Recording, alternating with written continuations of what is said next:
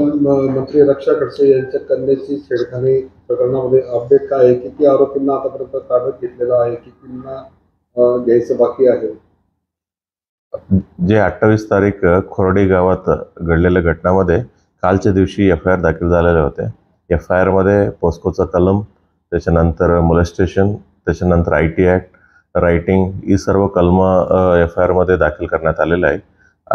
FIR दाखल झाल्यानंतर आतापर्यंत 3 आरोपींना अटक करण्यात आलेलं आहे. 3 आरोपींचं नाव आहे अनिकेत भोई, किरण माली, अनुज पाटील आणि आणखीन एक चौथा आहे अल्पवयीन मुलगा आहे.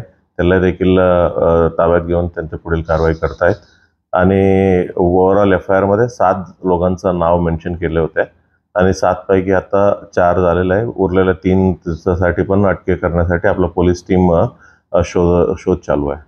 अनिकेत भोई जो आहे त्याच्यावरती याअगोदर काही गुन्हे दाखल आहेत असंही समजतात, हे काय? अनिकेत भोई ही या गुन्ह्यामधला मुख्य आरोपी आहे आणि त्याच्या विरोधात जुने 4 गुन्हे आहेत. त्या 4ही गुन्ह्यातलं स्वरूप रायटिंगचं प्रकारचं आणि मारहाणी प्रकार, दुखापत करण्याचं प्रकारचं होते. अशा 4 गुन्हे दाखल आहेत.